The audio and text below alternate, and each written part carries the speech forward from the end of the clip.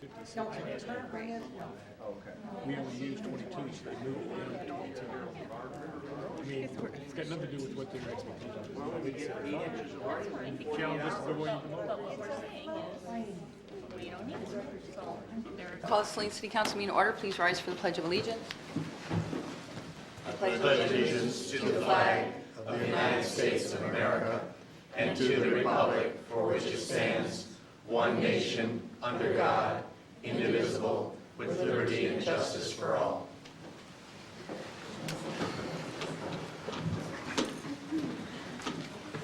We have some changes to the agenda tonight. We're changing the motion around 0838. We had a handout, as you know, we had a work session before, and the handout would be what was put on the counter. There were some changes on the bid work.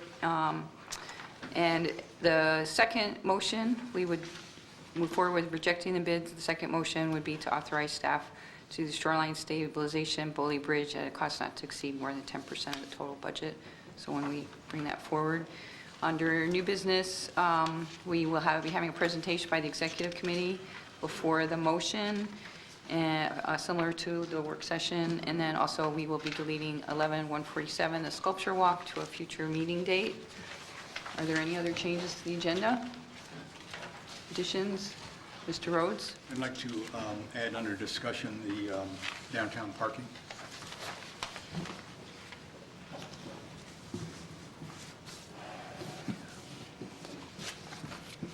Is there any other changes to the agenda? We need a motion to approve the agenda as amended. So moved. Mr. Hard, we have a second? Second. Second, Law. Okay, all in favor say aye. Aye. Opposed? Motion carries. And we have no absences. We have a presentation on the downtown Saline form-based code by Planner Luan. Thank you for coming tonight.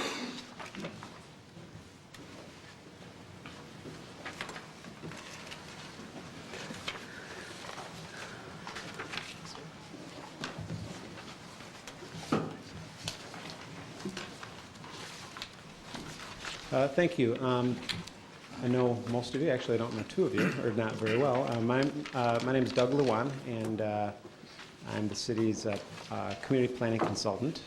I've been with the city for since about 1993, actually. Worked on a number of the master plans that have gone through the city, zoning ordinances, and have reviewed and been part of a lot of the development that's gone on between that time and now. We just completed the city master plan update. It was just formally adopted about a month and a half ago. And within the master plan, there was some discussion about taking a look at downtown and trying to do some things that might help promote development downtown and maybe be a little more flexible than our standard zoning. As many of you may or may not know, zoning in general is relatively strict. Zoning by nature separates uses by class, and traditional downtowns have some difficulty thriving in that kind of atmosphere because in many cases downtowns have mixed uses, traditionally have mixed uses, which could be things like residences on upper floors, office, retail on first floors, and traditional zoning has never done a real good job of promoting that. There's a kind of a newer trend in zoning called form-based codes, which de-emphasizes the use of properties and more emphasizes the form of properties or what properties look like. And so the thinking being, as long as a new building or structure is in keeping with the architectural standards, the conforming with what things look like with regard to height and setbacks, that we're a little less concerned about the downtown. And that makes a lot of sense, because if you think how downtowns developed years and years ago before there was zoning, zoning is a relatively new phenomenon in this state and across the country. Many downtowns, many very, very good and thriving downtowns, similar to downtown Saline, were developed long before zoning standards were ever put in effect. And things like separating uses were never thought of. And so having upper floor residential was perfectly acceptable, and mixing uses was perfectly acceptable. And so we're trying to perhaps get back to that in certain locations within the city, and the downtown was one of those areas that we thought we could explore that option. We, on June 29th, we had a meeting with the residents and the Planning Commission over at Liberty School. We had about, I think about 30 participants, if I'm not mistaken, that came out. We noticed the meeting to try to, and we really noticed the folks that live in and around the downtown area, as well as business people. And during that meeting, we had a series of slides, basically asking people what their preferences were when it came to building setbacks, building heights, architecture, things like that, to try to figure out what we would put into a form-based code. And then we talked about uses and that sort of thing. I presented the results of that June 29th meeting to the Planning Commission back in August, and the mayor requested that I present this again to City Council so that you could have the benefit of seeing the results before we really get on with a more formal ordinance at the Planning Commission, which, by the way, we do have ordinance. We will have ordinance language, at least first draft ordinance language we're working on or trying to work on for the second meeting yet this month. So the Planning Commission may see this at an upcoming meeting. So with that, I'd like to just kind of go through the results and maybe let you guys know what we're trying to get to in the downtown area. With regard to the results and conclusions, you'll see that we've provided the top 3 most popular slides that came out of the presentation. And when we went through this with the group, and this was everyone who showed up, again, about 30 people or so, we kind of rapid fire. We had several topics, and then we rapid fired through a number of slides, and we had people actually rate them about how they felt 1 to 5, very strongly 5, not very strongly 1. And then we've taken that information and distilled it into some statistics that'll get us to these results. So everyone that came was very participatory. I think people really liked the exercise, and again, these are the results. So each slide states the average score and the degree of consensus. Very high consensus reveals that almost all people ranked the slides similarly, or there was obviously some good consensus there. Very poor consensus basically said some people really liked it, and some people really didn't like it. So some of the things we're going to try to focus on are not only the slides that received high marks, but those that received a lot of consensus. After each 6-slide section is a list of results and conclusions that we came up with. Commissioners asked to review the slides and conclusions. Comments, additions, or concerns about the conclusion should be discussed with the commission as a whole. This is really for the Planning Commission. I gave you all the actual presentation. It's a slide presentation.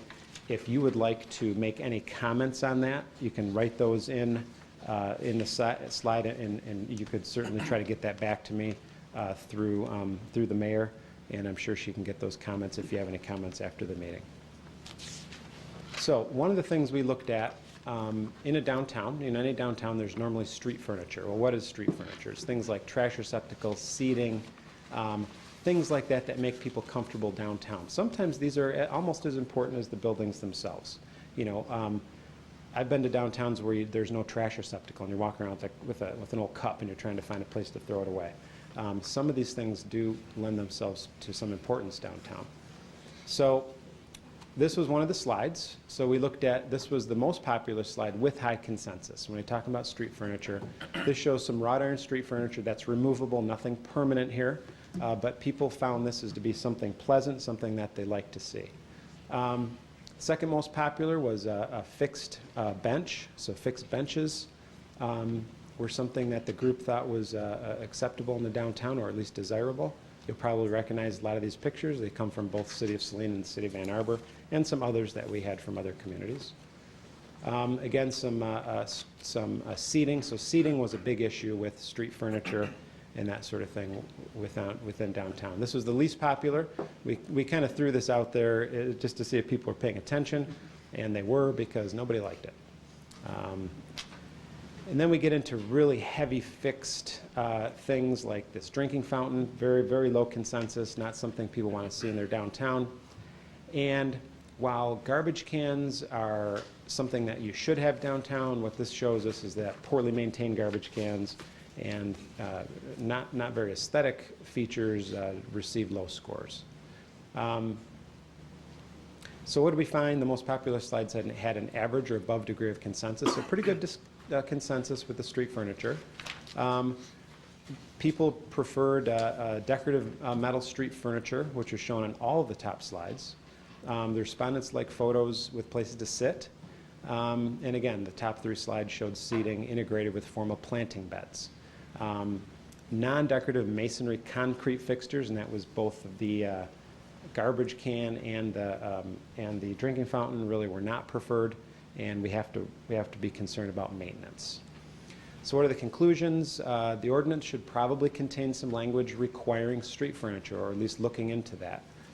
This should include seating and perhaps some planting beds near the seating. Movable furniture is not necessarily preferred.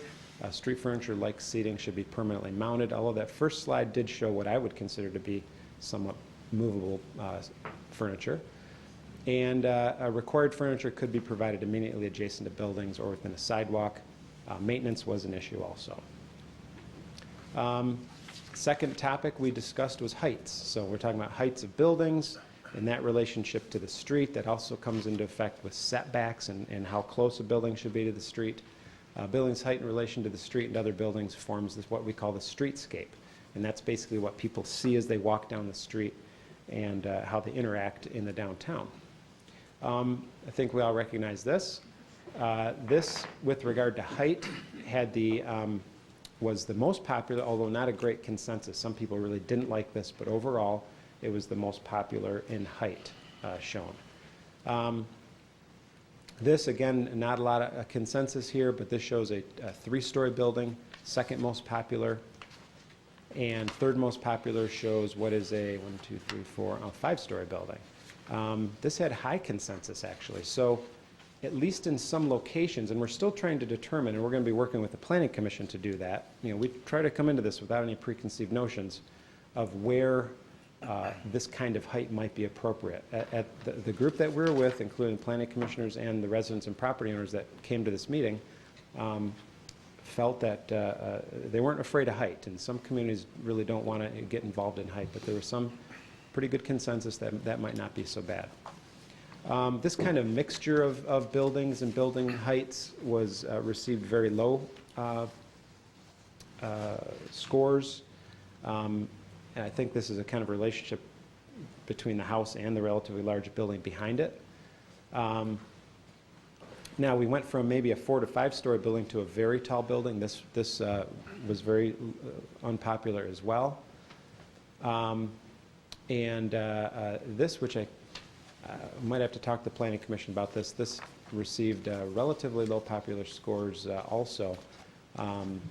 And I think maybe they're thinking about the building in the background, because the building in the corner looks very similar to some of the buildings that received very high consensus. So what were the results? There was some poor consensus generally across the board between the popular and the unpopular side. This shows, as I mentioned when we started, that there is quite a bit of opinion on height. The unpopular slides, generally speaking, had very tall buildings, 7 stories or higher. The common themes, however, were uninterrupted ground story, street environment for pedestrians and street trees. So buildings close together, locations for people to walk, and some landscaping. Again, the least popular slide showed very tall buildings, and that was the one by the converted house. So the conclusions, little tolerance for very tall buildings. The ordinance may increase the floor area ratio, but may limit height to 4 stories. The first floor street facade really has to be pedestrian and human scale regardless of height. And the top stories on larger buildings may be set back. So a couple of slides showed sort of a setback upper stories. Next category is landscaping. This received very high marks, the Speedway station. I think this is very well landscaped, hiding or at least screening what in some cases can be a somewhat undesirable land use. And I think that was recognized by the folks who took part in the survey. Pretty good consensus on the second most popular slide, and that's a fixed concrete planting bed. This received high marks in the street furniture section. Whenever we showed street furniture, there was something like this. These slides of these, although on a much broader scale, these remind me in Chicago, Michigan Avenue, they've got a lot of these on-site or on-street planting beds along Michigan Avenue, very attractive, and it provides a nice place for people to walk and sit on those ledges during lunch and that sort of thing. Again, here we have, this is the third most popular, very high consensus. Again, we have the street, we have the planting boxes, we have a defined area for people to walk. Looks like some landscaping, so a lot of nice elements going on here that we can certainly try to incorporate into form-based code language. Least popular, I guess, not surprisingly, a unlandscaped planting bed that's at grade. There's no curbing, there's nothing around this. It just goes from sidewalk straight across into an unplanted bed. This probably speaks to maintenance more than anything else, because I'm guessing there was landscaping there at one time. Also, again, we have this kind of at-grade landscaping to brick pavers to tree. Did not receive high scores, and I guess that's not surprising either that this one did not receive high scores as well. So what are the results? Most of the slides have higher average consensus, showing some agreement. People had some specific ideas about landscaping, and generally people agreed. The top three slides showed formal landscaping and planted area buffers, buffering cars from pedestrians. That's what people like to see. Pedestrian scale, street trees, and common to all. The most popular slides, those were common to, and all popular slides had good ground cover and variety of understory plantings. The least slides were all, popular slides were very similar. I went through those pretty quick, and they generally showed poor landscaping and poorly defined edges, less formal ground cover, that sort of thing, or no ground cover. So what's the conclusions? Ground cover must be required for planting beds. Talking about defined edges, so you get away from that flat sidewalk to dirt kind of thing. Mature trees are essential to creating this environment. You saw some of the slides had the sidewalk, mature trees, then the street. And the parking lot should really be screened by either landscaping or something else. The Speedway station was a good example of that. Our next category was access. We're talking about, when we talk about access, we're talking about not only pedestrian access, but vehicular access and how that can be done within a downtown. It's important that large expanses of asphalt and large driveway openings don't necessarily disrupt the downtown, but it can if they're not done correctly.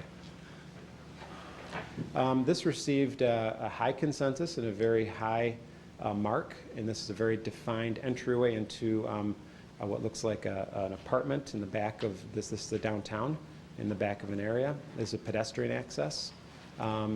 Second most popular, this is a sidewalk with very defined pedestrian access from the street. That's another kind of important thing in a downtown, is that access be provided from the street so people know where the openings are to the businesses. Again, very similar. These all have similar features: a defined sidewalk from I should say entry sidewalk from the main public sidewalk and adjacent to a public street. Least popular, and this may be, this kind of looks funny, and I guess you'd expect this to be the least popular, but what this is really showing is sort of undefined vehicular access going right from a street into a business with vehicles, with garage doors, right off the sidewalk. This can cause a lot of problems in a downtown. Cause blocking of sidewalks when people are trying to walk back and forth. And so while this might look funny, and you would think, of course, this is a negative slide, you do see these in downtowns, and so this is something we would not want to promote within the downtown area. We have we got a bad score on what is this, maybe design that's evolved over years, probably not a real thought out design here. With the small retaining wall, and then I think there was some issue here with the gap here. Again, you see if you have downtown gaps are very problematic in downtowns. because what happens is people will walk to that edge, that first edge you see, and if that distance is too great between buildings, they won't continue to the next retail space, or they won't continue to the next business. It almost looks like downtown's ending. And so this slide, I think, is reflecting that, and it has a parking lot and drives, and maybe not a comfortable place to walk through. So what are the results of access? The top 3 slides did have a pretty high degree of consensus. They're all pretty similar. In a lot of ways, the least popular slide had the highest level of consensus, and that was the garage doors. All popular slides featured well-defined landscape setback with pedestrian entrances with decorative pavers or other alternate materials. Again, mature trees, we see some common themes here. And then the least popular slides displayed really car-dominant driveways, poor asphalt maintenance, maybe not really well thought out retaining walls and things like that. So what are the conclusions? Alternate surfaces like brick pavers should be required for recessed pedestrian access points and crossing over vehicular access points. The width of vehicular drive should be limited to not more than that necessary for one- or two-way traffic. So again, we sort of eliminate these large expanses of pavement. And we talk about landscape buffers to soften the street wall, and no vehicular access points to the vehicle directly to vehicles themselves, like we showed in the garage door openings. I think this is one of our last categories, so just hang with me for a few more minutes. Ground story activation is it's kind of a fancy way to say, the relationship between the front of the building and the windows in the building and the doorways of the building with the people on the street and what they see. So it's really that relationship to the building and the street. This received very high consensus, shows doorways, windows, pretty architecture right on the sidewalk, right on the street. People coming and going, providing activity in the downtown. Second most high slide, large window, door, very inviting opening. As you see, large extents of retail businesses on the first floor, no big expanses between them. Third most popular was just this picture, which was really the first popular slide, only a close-up, and it really shows the same thing. Least popular was sort of an undefined alleyway, really nothing special going on here. And really, you've got only one window and a blank wall on one side. So it shows you the importance that people get when they start to see windows and doors and things like that. Blank wall, second least popular, high consensus, very high consensus. And then just sort of an undefined older building. This was the third least popular, had an average consensus. So what did we find about all that? We had real high consensus for the top, so that's good. It'll be good for us as we try to finish this ordinance. Most popular slides were what we call highly activated by a lot of windows, pedestrian orientation, not a lot of breaks in the street, well-defined sidewalks. The uses varied in the popular slides. It wasn't just all. One was residential, one was commercial. So that's not all one type of thing. The residential slides with the raised pedestrian entrances scored well twice, as you saw. And the least popular slides had a high agreement among the respondents with very limited. So whenever you didn't see windows and doors, we had some problems with that. So extensive fenestration, another big word for windows and doors, must be required or should be required. Outdoor seating, some of these things we start to get repetitive. And windowless or wall-less features really should not be promoted. And those are the results. We plan on having this, again, come to the Planning Commission at one of our upcoming meetings. I think it's the next meeting we're going to have a draft ordinance, and that will be when the Planning Commission starts to hammer this out.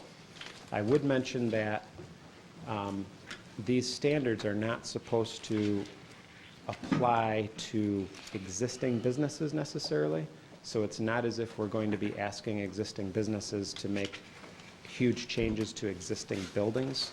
These standards will come into effect primarily when new businesses, new buildings come to town, and in those kinds of uses that require site plan approval.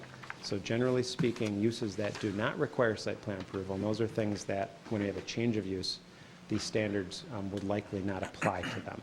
Although I will say this, the good part of the ordinance, that is the mixed-use part of the ordinance, will apply to the existing businesses. So they will get the benefit of allowing more mixed uses downtown and allow more substitutions for things. But as long as they're not adding on to the building, adding on to the height, tearing something down, rebuilding it, these specific architectural standards will not apply to them. So I know that's always a concern with the existing business community, that we're going to be making them do something different, but we try to be sensitive to that and exempt substitutions. Again, they'll benefit from these standards, while the new businesses that come to town will have something to shoot for as far as architectural standards and uses and that sort of thing. The way the ordinance is currently written is it's very difficult to, without getting variances from the city, to promote mixed-use development. And that was part of the idea of going forward, is we wanted to make that a little easier on people, and they're saying, well, we really, hey, we love the idea, but guess what, you got to get a variance, and that puts them back another month. So we hope that this is going to help people that are wanting to come to the city. Are there any questions for Mayor Luan? Thanks for your presentation. You're welcome. Yeah, the time frame on the implementation and adoption of the ordinance, or the adoption, do you have an updated time frame on that? Well, like I said, we're presenting to the Planning Commission, I believe, the next meeting. And if there's general acceptance of the ordinance, we would set that for a public hearing at the Planning Commission, and then it would get to the City Council. So by the end of the year? Yes, definitely. Yep. Thank you. Yep. Okay, next on the agenda, we have citizen comments on agenda items under the Open Meetings Act. Any citizen may come forward at this time and make comment or question on items that appear on this agenda.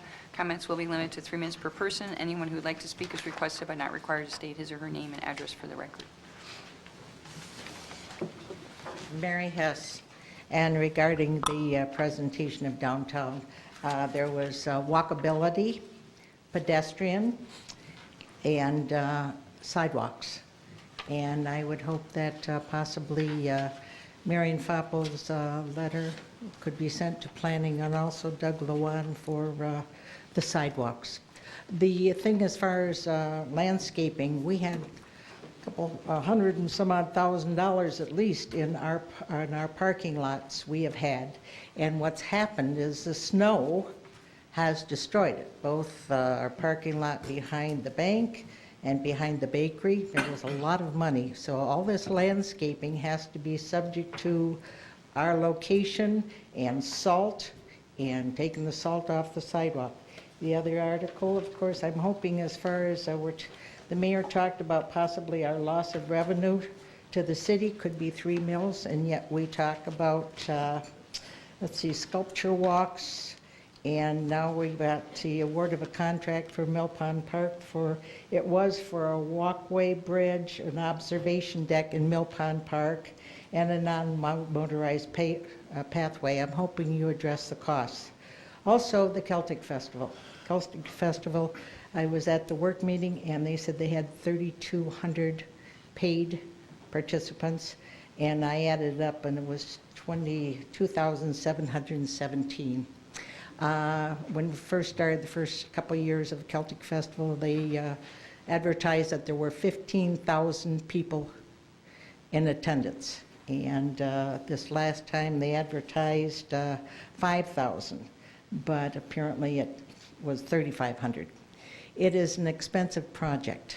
Our taxes, we don't know what's happening next year. We don't know what's happening with our Social Security. We don't know what's happening to our retirement. We don't know what the governor's doing. And this has now become a double-edged sword, because apparently there's money going into a friendship group and there's money going into Celtic. And the Celtic made $600 or $800, I think they'll be able to tell you. But they got $11,000 in their friendship group. But they gave $9,000 to the city to help pay for the cost. And this motion, it appears that we're talking about waiving the DPW service.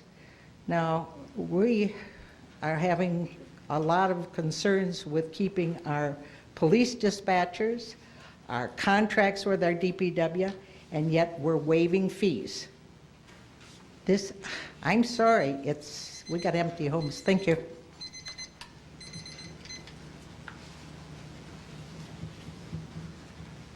Are there other citizen comments?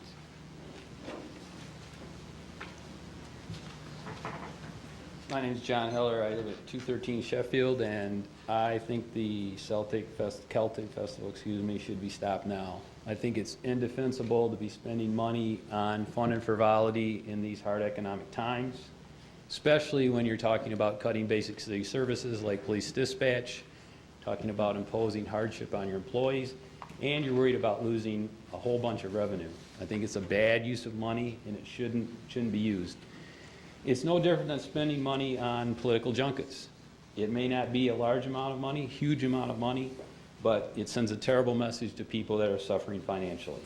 I think it's a bad message to be sending at these times.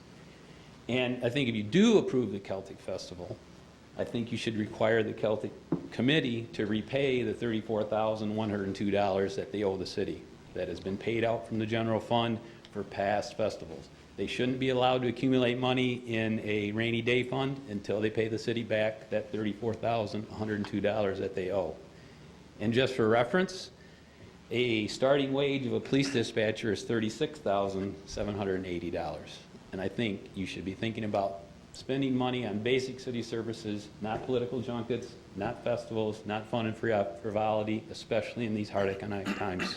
Thank you.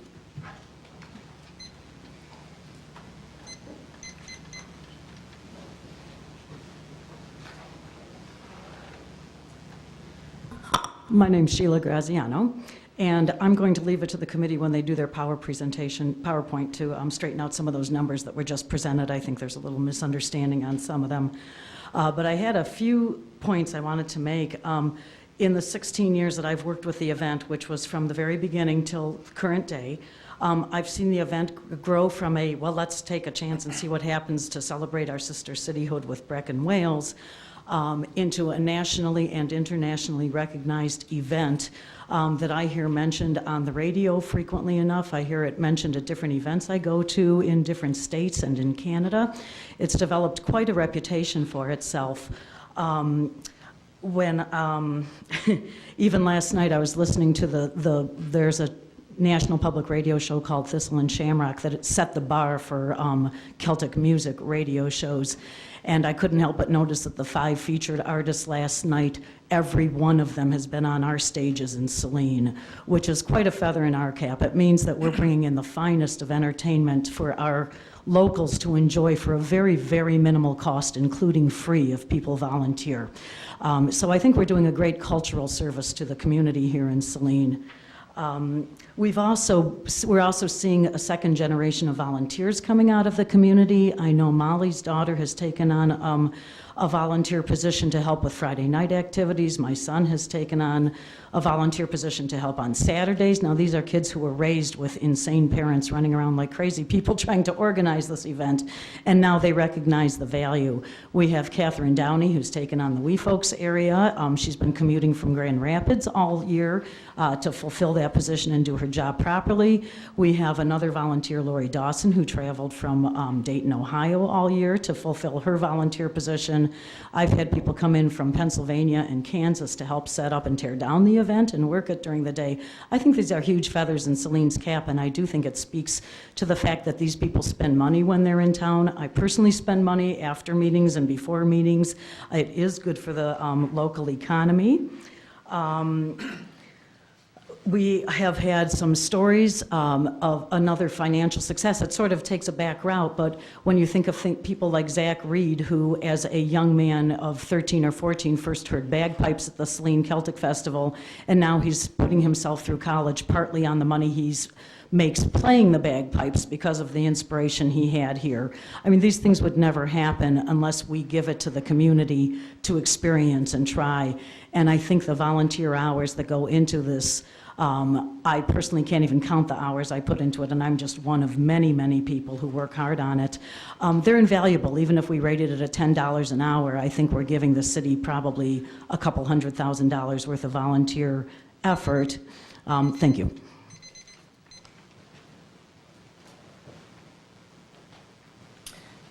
Pam Grosshans. I really believe in fiscal responsibility. And I even though I am an executive board member of the Celtic Festival, and I think it's a wonderful event and it promotes Saline, I do think that you need to be fiscally responsible. And I'm retired. I also live on a fixed income. But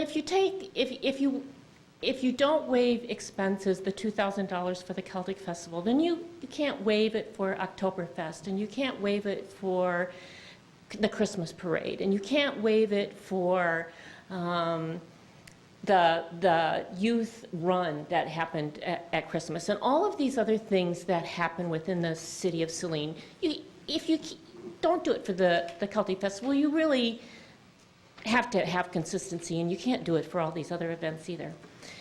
And again, I believe in fiscal responsibility, but I wouldn't want to live in a community that was so sterile that they didn't have any money for fun, for art, for culture, for community togetherness, for volunteerism. I don't want to live in that community. Yes, you need to be fiscally responsible. You need to say, this is how much as a city we can allot to these kinds of things, but don't take them all away, because then you're just living in a sterile community without any enrichment. Thanks.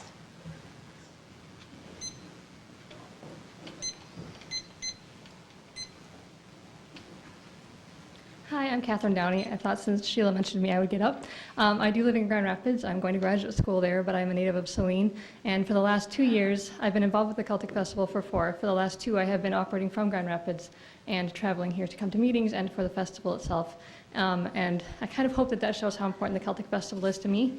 I think that it is, even though it is a hard economic time right now, I think it's really important to have these times to get away from the hard things. It's not an expensive thing for people to go to, considering it costs about the same as it would cost to go to a movie and to get some popcorn.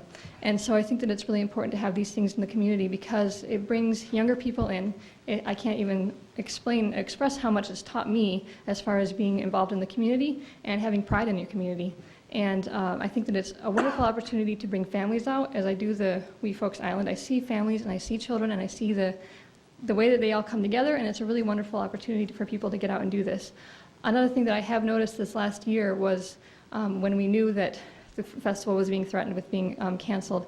I can't believe the efforts and the lengths that the executive committee especially went to make sure that we're doing everything we can to be fiscally responsible, to find everything we can to get donated, to find sponsors, and really making strides to make this a self-sustaining festival. And I've been really impressed with that this year, and I think that as we carry forward, this can be even more so that way, and I'm really proud to be a part of this festival. Thank you.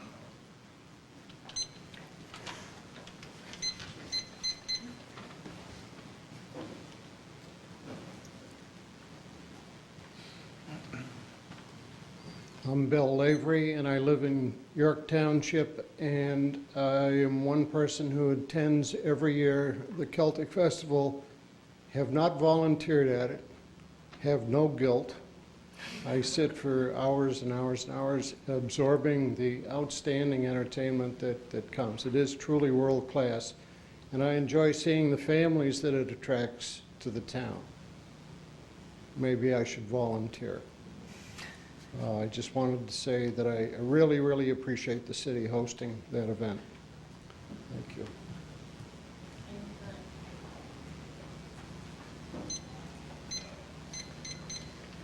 I'm Gail Phillips. I live at 7443 East Michigan Avenue.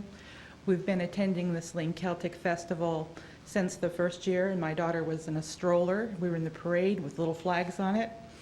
Now she's grown up and she's helping with the festival, and my husband and I volunteer at the festival, and we have participated in the parade every year. There's been a parade and had a float. We've brought people in from Rochester, St. Clair Shores, Macomb County, Wayne County, Oakland County, and people have come. They've stayed in local hotels, eaten at local restaurants. They do bring their dollars with them, and they don't just come in and stay at the fairgrounds the whole time. We enjoy the festival very much, although, like Sheila, I work like a crazy woman. And I've had calls from an English person and someone from Toronto asking what the date is for next year.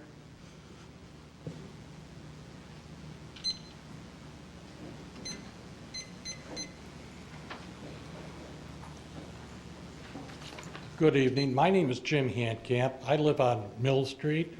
Fortunately, I can hear all the music without having to go down. So, I get the best of that.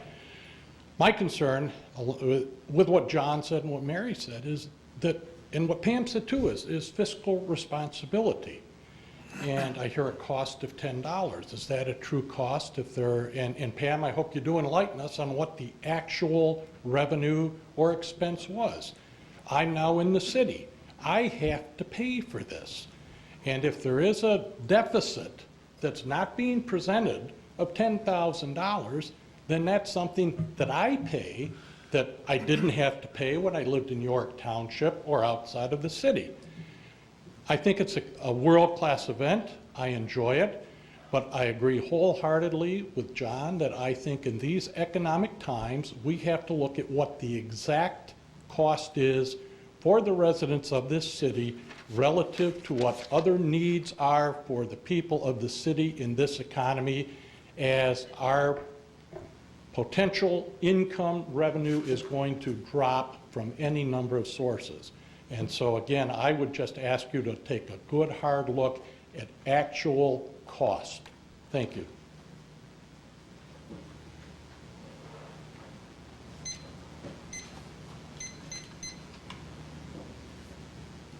Is there any other citizen comments? If not, we'll move on to consent agenda. The following consent agenda will normally be adopted without discussion. However, at the request of any citizen or council member, any item may be removed from the consent agenda for council discussion. Move to approve and adopt as submitted. Second. Move Rhodes, second Gearbox. Approve as submitted. All in favor say aye. Aye. Opposed? Motion carries.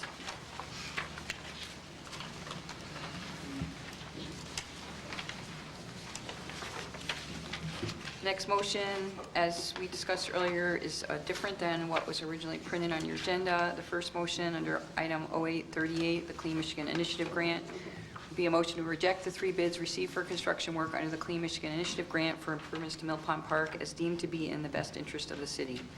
Move to reject. Second. Morrow, second Tahar. Discussion?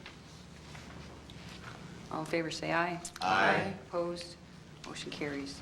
The motion, next motion would be to authorize staff to negotiate a price with the bidders for the following improvements to Mill Pond Park, the shore stabilization and the Boley Bridge, and to authorize the city manager to execute a contract with a chosen contractor to perform the above work at a cost not to exceed 10% more than the total budget for the project, with up to 10% coming from the TIFA funds. Have a motion? Mr. Burgoyne.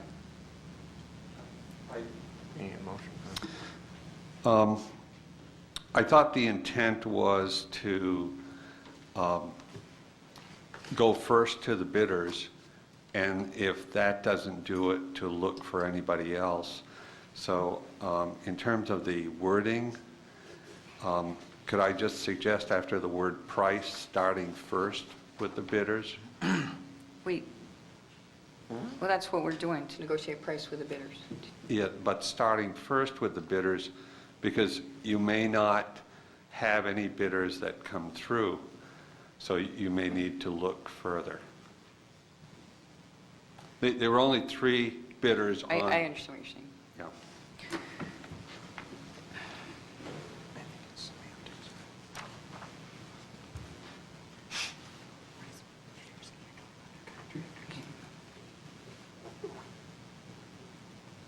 Mr. Fordyce, can you come up to the microphone?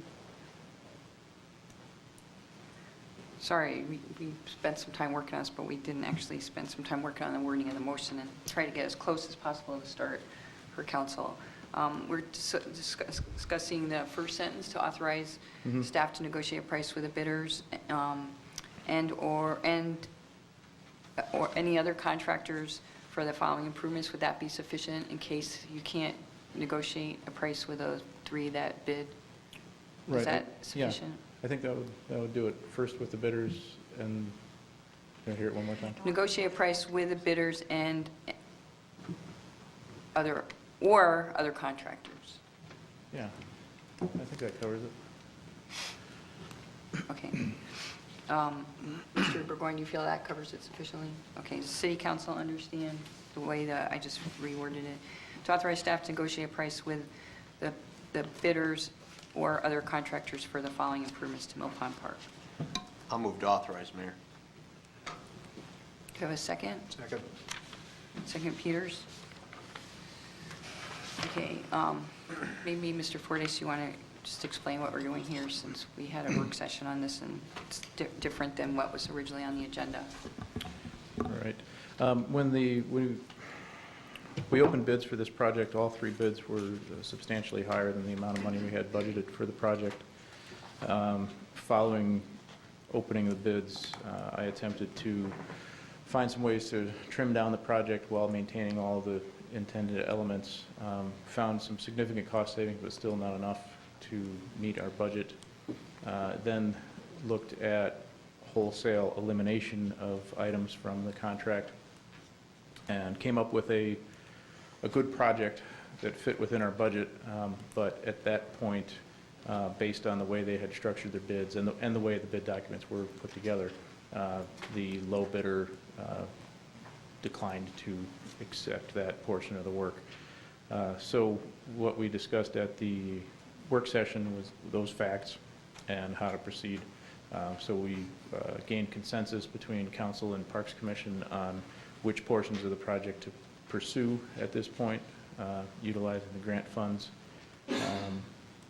And that was replacement of the Boley Bridge and stabilization of the stream banks up and downstream of that bridge. And what we're going to do going forward here is try to repackage that part of the scope and reapproach the bidders that we had and look for some other contractors who might now be interested in the project as it's a standalone single project versus the four-part project it was before, and attempt to get proposals that fit our budget. Is there questions from City Council? Mr. Beerbaum? When we talk about on here about exceeding the total budget, what are we using as a dollar figure for the total budget? Lee's got that number. 138,142. 138,142 was what the City Council authorized at a past meeting. And of that, we've already expended, how much you had indicated? There's a remaining amount of 105,178.64. So I would be under the impression that we want to lock it 15% underneath that dollar figure. Because we don't have the funds to expend beyond that. If we're going to add 15%, well, 15% on top of this would be that we would say a maximum budget. I thought the motion was 10%. 10%. 10% would be $13,814.20. I would like to have the dollar amounts included in the motion. Are you stating a number? Well, that 10% is that 138,142 was the motion that the council made in the past.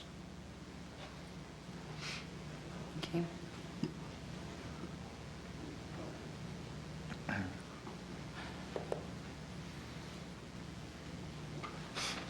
So you're saying 142,956, Dean, is that what you're looking for? Yeah, I mean, part of my concern is that we've already expended a portion of that, so we're talking about the whole budget, not the budget just for the Bailey Bridge piece. Okay. Yeah, that's fine. Okay, so put in parentheses,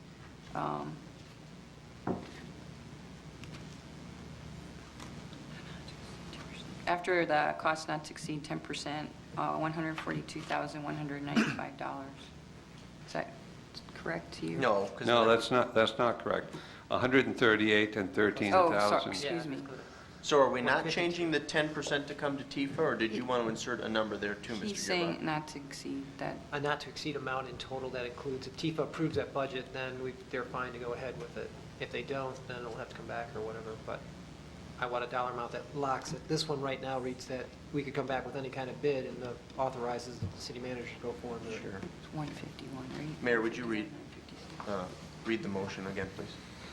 So motion to authorize staff to negotiate a price with the bidders or other contractors for the following improvements to Mill Pond Park, shore stabilization and Bowley Bridge, to authorize the city manager to execute a contract with a chosen contractor to perform the above work at a cost not to exceed 10%, and in parentheses, $151,956 more than the total budget for the project, up to 10% to come to TIFA funds.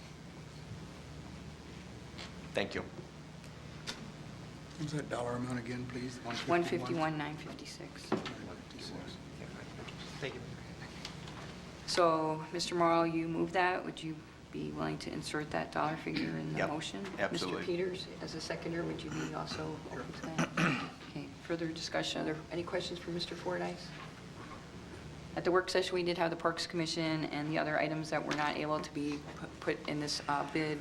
They will be discussing in the future to figure out ways to move those projects forward, correct? Correct. Is there any further discussion on this motion? Mr. Gearbox. Just to clarify, the reason why I'm supporting this is that I understand that we are facing some potential other problems that could occur by not repairing the river, the bridge, repairing the bridge, fixing the area next to the road. This is a permanent fixture, and the improvement is supposed to put in a long-term solution for protecting the park, protecting the area that's down there. This is the way we should be investing in our city, and we have identified dollar amounts to support this, but because of the way that the market's bearing right now and how bids are coming through, we're going to have to adjust this slightly in order to continue with the best plan. So I'm supporting this motion. Is there any further discussion? Mr. Peters. I'll be supporting this motion too, because the bridge we have now is broken and it's a hazard, and it needs to be replaced. If there's no bridge there at all right now, maybe something different, but since the bridge we have needs to be repaired. Mr. Rhodes. Just thinking it might be said for the benefit of the viewers that $100,000 of this funding has already been committed and is coming from the state. Okay. Any further discussion? We have a motion to authorize. All in favor say aye. Aye. Opposed? Motion carries. Thank you, Mr. Fordyce. Under new business item 11-145, this is the 2012 Saline Celtic Festival, and we have a presentation by the Executive Committee.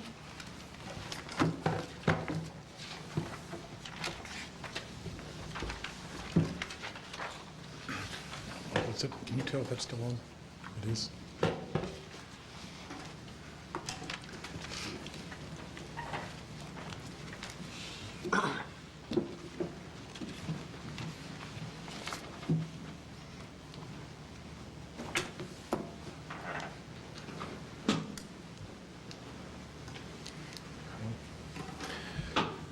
My name is Bob Rash. I'm one of the chair people of the Saline Celtic Festival and also one of the members of the Friends of the Festival Foundation. I'd first like to thank each of the people who came up during the public time to speak, both those that were for and against the continuation of the Celtic Festival. I hope to try to address a couple of the points that were raised there during this presentation. Madam Mayor, members of the council, last week we met with a work session to go over some of the details of this past year's festival, both and also the years past. This particular presentation tonight will address some of those issues, again, some of those points in terms of the nuts and bolts and financials and so forth. But I thought it very important to also show a little bit more about the festival, both to the people of the audience behind me, as well as the viewers, and to the council itself. I think these points are equally as important as just the bottom line numbers themselves. Roughly about 7 months ago, we came to this esteemed group here asking for permission for the 2011 festival. And I put up in quotes up here at the, underneath there where it says Celtic Festival survives a close vote. That was snipped out of the headlines from one of the local newspapers. When we got the vote, and it was very close, it was a 4-3 vote to go ahead and move forward with 2011, the group got together. We were a little bit surprised, damaged, ashamed that we needed to go back in and work harder and do things. We were all volunteers. Nobody gets paid for this, but we wanted to make a commitment. We also wanted to make a focus for this year's festival. We wanted to show results, and I think we did. This year there was an increase in attendance of 5%. There were increase in sponsorships from over 30 companies in the city of Saline area that contributed either in direct money or in kind to the festival itself. There were an increase in volunteers, and there were also a decrease in cost. One of the goals that we set very early on was an old-fashioned saying I learned a long time ago, was to try to do 5% more for 5% less. And I think that's what we tried to attempt this year, and I think mission accomplished. It's interesting, as I got involved this year, I learned more and more about the Celtic Festival and all the other events that we have. And unbeknownst to some of us, the Celtic Festival is the city showcase event. We have a lot of other events that go on during the course of the year. Saline, the Summerfest, the Winterfest, the Oktoberfest, all different kinds. But this is the city showcase event. And I did want to say here, the world comes to Saline for this. Someone spoke earlier tonight about the national and international type of attendees that we get and the press that we get. In this picture here from this year's opening ceremonies, it shows a U.S. congressman, it shows a state representative, it shows one of our county commissioners and most of our city council in attendance. The World Irish Dance Association was there in attendance for this year. We have from this group the U.S. Open Scottish Fiddle Champion. We have the Female Celtic Performer of the Year. This is an esteemed group. No other event in this city comes close to having the type of people that come to this festival and contributes to this. In the past years, we've won awards. We've had notoriety in international events. We had the World Championships of the Highland Games here several years ago. So this is not just a community, it's an international activity. Many people who come to this know about a lot of the activities that take place for this. For those that are watching this today and learning about it, here's a list of some of the things that we do here. It's absolutely amazing the breadth of what this particular festival does. Over the last 2 days, I've gone on and did some web surfing as to some of the other festivals that take place similar to ours across the state of Michigan. And none of them attempt to go through all of the different activities that we do and we accomplish so successfully. A new one this year, the Celtic Survivor, taking that into, taking the famous show on TV. One of the great times that I think everyone had this year. You could not have scripted the activity that took place in that, and the crowd participation was just absolutely phenomenal. The athletics, always one of the great activities of the festival itself. Jousting, sheep herding, the athletic events of rugby and Irish or Gaelic football. We had a lady spoke earlier about the wee folks, the music, the entertainment, a number of different events, and I probably ran out of room to actually give justice to everything that takes place in this particular festival. How we do it all and get all of it done in a successful fashion still kind of gets me sometimes. Mary, you're right. You're absolutely right in terms of my mistake in terms of calling it a paid attendance. I changed it here. It is attendance. I counted the people 12 and under at no charge. And so that did adjust it from the total attendance of 3368 through the gate. We don't charge the people under 12. We just charge their parents, hopefully, and then have them come in. But you'll see here, it's a $5 charge for youth. It can be $10 with an advance purchase, $15 at the gate. For 65 and over, $10. We also gave discounts this year to our military and to our veterans there. When you look at the volunteers, 325 volunteers. 325 volunteers. That's more than most people show up at the other events, a part of this city. The vendors that come up, the pipe and drum, the field entertainment, the athletes, the entertainment, the clans. Over 4,400 people were in the park on Saturday. a tremendous number, 4,425 people.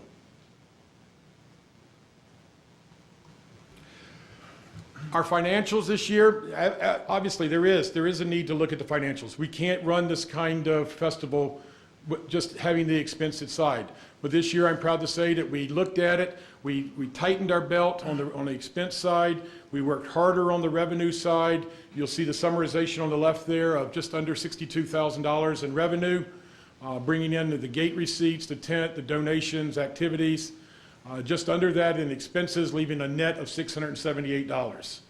And that is covering some of the expenses that go along with this itself of the cities. The city itself waived over $5,000 in overtime and activities beyond their normal business. We did not reach anywhere near that. We're down at $2,000, which I noticed in this year's particular motion to come in, that whatever we did this year, that's what's in this year's. So we have actually reduced it in these cases where the other events around here have been increasing their need to have waivers in that. I think this slide is probably the most important one that we see, the impact on the city of Saline.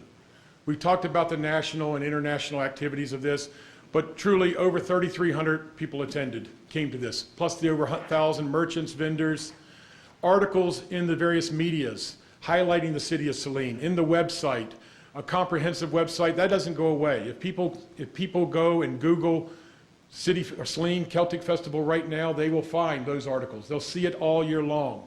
This is not something that goes away just after the Friday and Saturday of the event itself. If you add up all of the different press, the websites, the articles, the media, the name Saline over this period of time, based on the work that the Celtic Festival did on the marketing side, over 3,000 mentions of the name Saline. Amazing, absolutely amazing. There is a professor out of the Michigan State University who has created sort of an algorithm that looks at the economic impacts of tourist spending on Washtenaw County. Does this for some of the other events. I believe it does it for the art fair in downtown Ann Arbor. But looked at the type of articles that we've done, the type of people that showed up, the two-day event. Look at all of the things that happened around this particular city tied to the festival itself. And his independent assessment was that it was estimated the economic impact of Saline was just under $190,000. $190,000. Hard to believe that it cost us money in that sense. For each dollar of our festival, the $61,000 budget, the festival produced a 3-to-1 return on investment back to the community. This similar type of algorithm can be used for other events as well. But I think that he did not even take into account the fact that 76%, you'll see here in the survey of attendance, 76% of our attendees traveled to Saline, out of Saline to the festival. They came from all parts. The world came to Saline.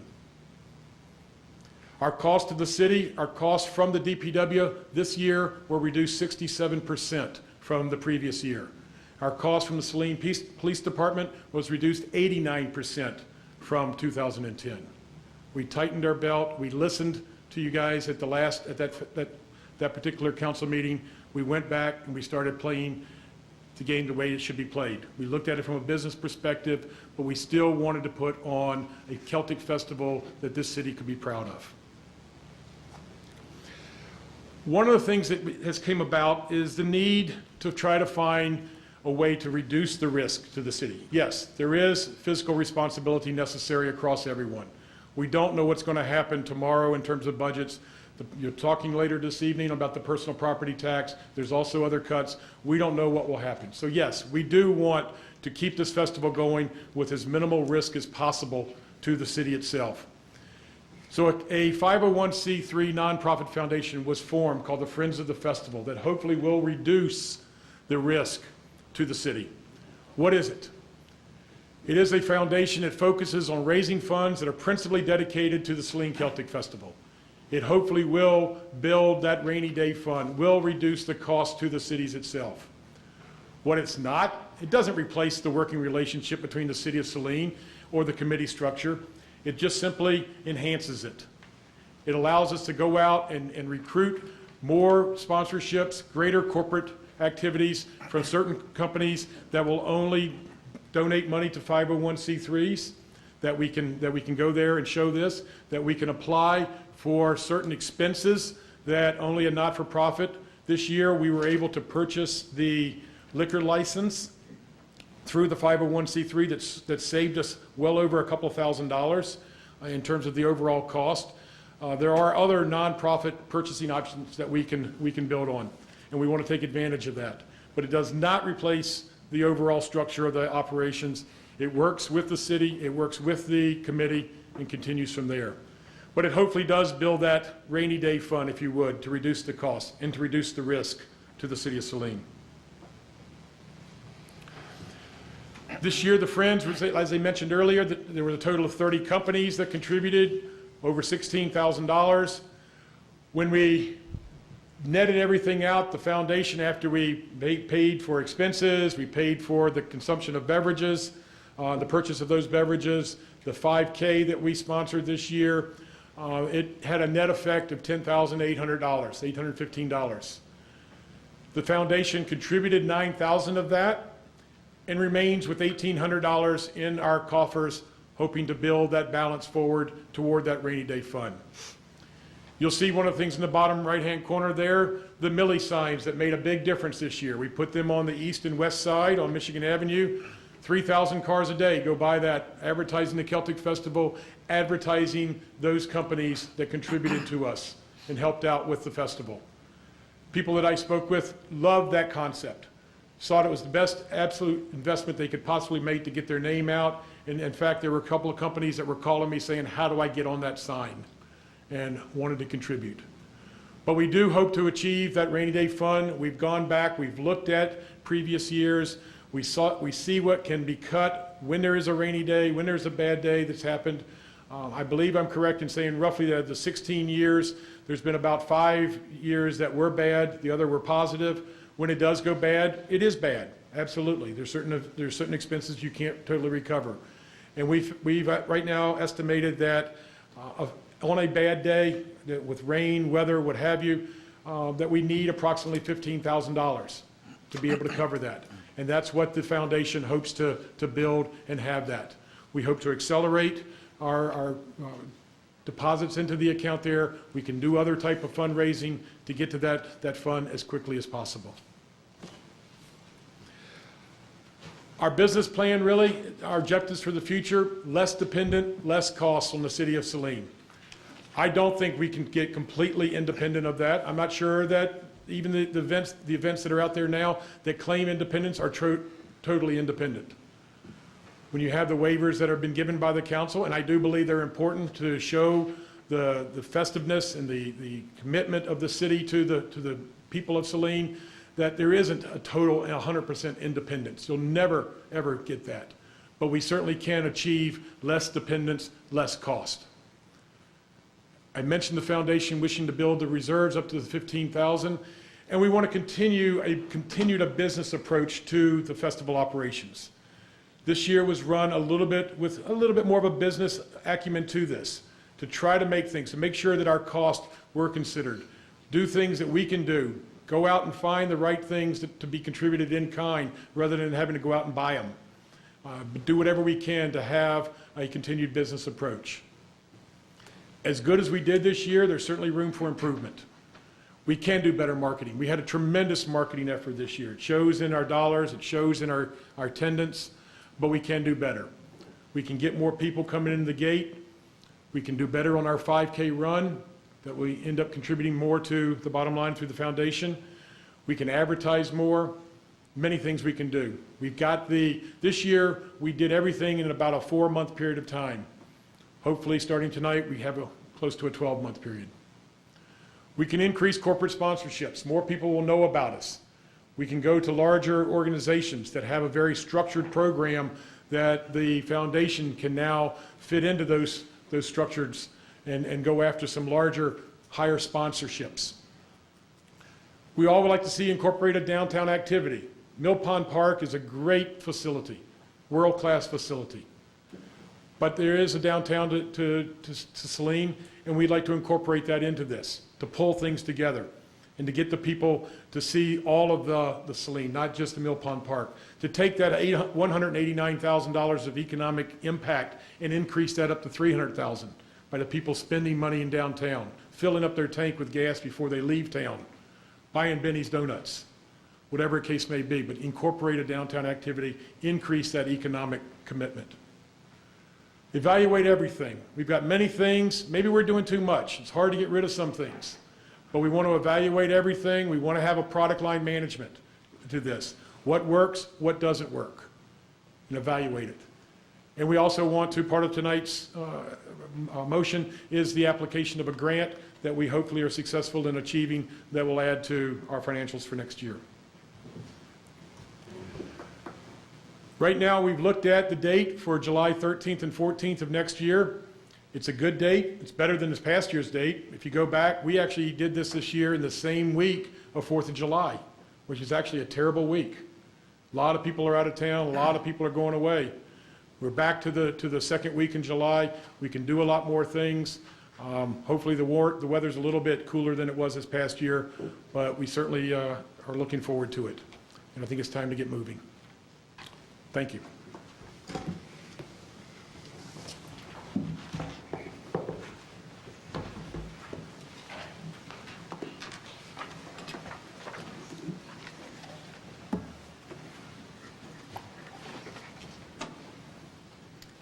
Okay, thank you very much for your presentation.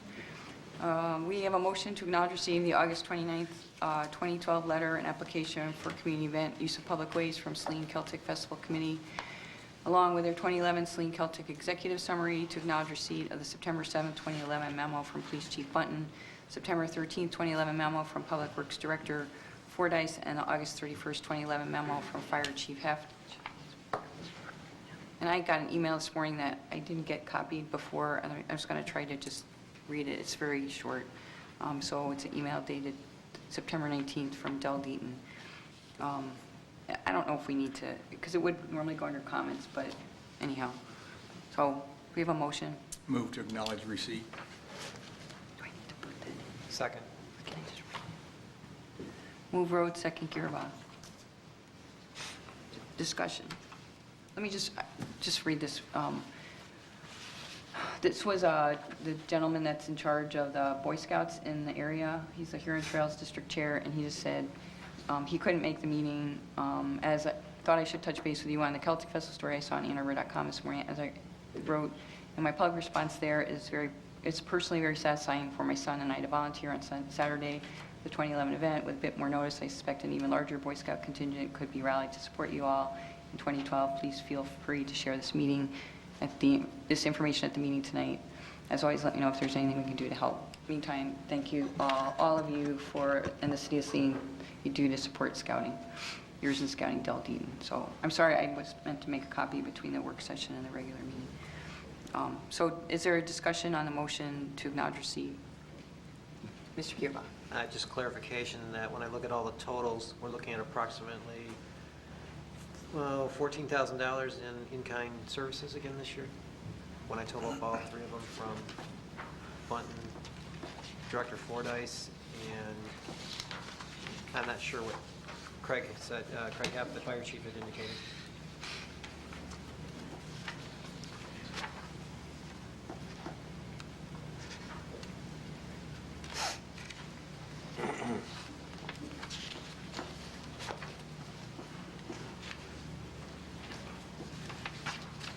At least that's kind of the number I came up with. Might be slightly higher. No, actually, Craig said there wouldn't be any charges, so yes.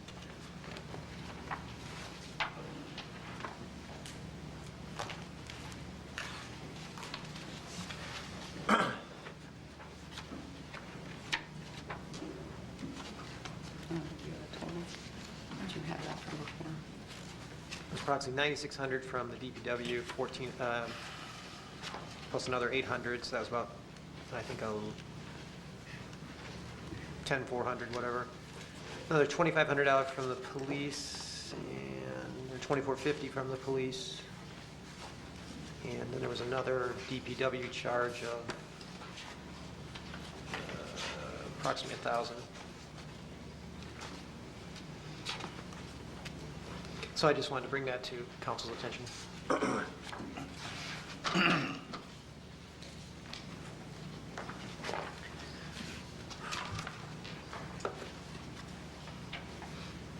talking about regular time and overtime combined? Is that what They you mean? combined everything. It appears that they included all the costs, so that would be what we would be contributing as an in-kind. Right. That's my understanding. Correct. We worded the motion the same we word it for other events, that we only pull out the overtime. We've only planned the overtime costs, so. Right. Okay, is there any other discussion? So we have a motion to acknowledge receipt of the memos. All in favor, say aye. Aye. Opposed? Motion carries. This would be a motion to approve or not approve this 2012 Celtic Festival event to take place in Mill Pond Park on July 13 and 14, 2012, including authorization for the beer wine tents and the 5K run on July 14, 2012, subject to the following conditions. One, that the Friends of the Saline of the Celtic Festival Foundation provide a certificate of liquor liability insurance with the City of Saline as an endorsed additional insured party, subject to the approval by the city attorney. Two, that all security measures relative to the beer wine tent be under the purview of the police chief, and that the Celtic Festival Committee provide a designated driver plan to the police chief for his review and approval prior to the event. Three, that the traffic engineer issue the necessary traffic control orders for the 5K run. Four, that volunteers be responsible for placing the barricades and cones in the street for closures and then remove them after the 5K race. Five, that the police employee overtime costs for the 5K run estimated at $550 be paid for by the Friends of the Celtic Festival. Six, that all fees for police services and DPW services over and above regular hours estimated at $2,251.82 be waived. Do we have a motion? I'm going to move to approve the request that I be the first to speak to this at that point. Okay. Do you have a second? Second. A motion and a second. Mr. Rhodes? Seems to me like the core question here is this a City of Saline sponsored event or not? And if it is in fact to be a City of Saline event, then we ought to be really thankful to all these folks who put all that time and effort into it.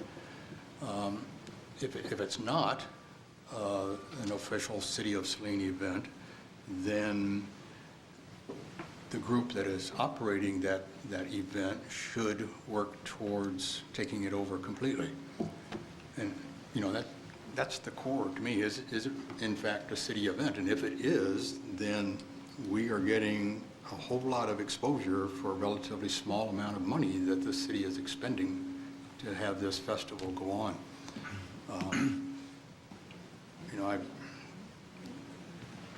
You all know that I have volunteered at that Celtic Festival ever since I met Leslie. She volunteers, and I enjoy it. But I wish that it were more successful than what it has been for the amount of effort that y'all put into it.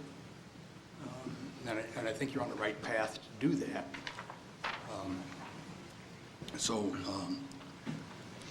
If I could get some input from other members of council as to whether or not this is considered an official city event, that would be helpful to me in knowing how to vote on this at the end.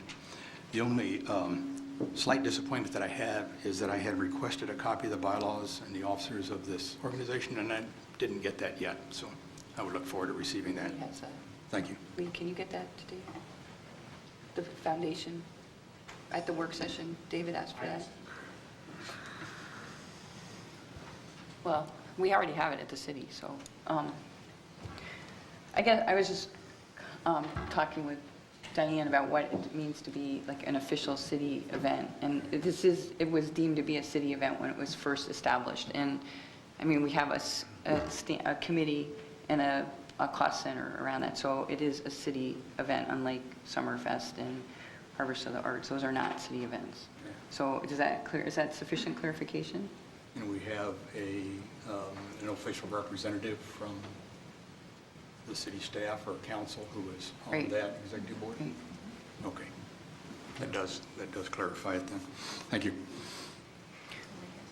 Mr. Burgoyne? The Celtic Festival Committee itself is an agent of the city. It's part of the city.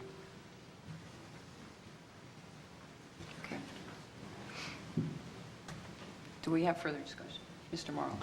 Thank you, Mayor. And I want to especially thank Bob and the Executive Committee for being here tonight and for presenting. And I also want to thank you for your presentation at our last council meeting on the 12th. And I do appreciate and applaud your work on the festival's behalf. And believe it or not, I respect your enthusiasm and passion for the event. With that having been said, the position that I articulated last March regarding the Celtic Festival is the same position that I maintain today.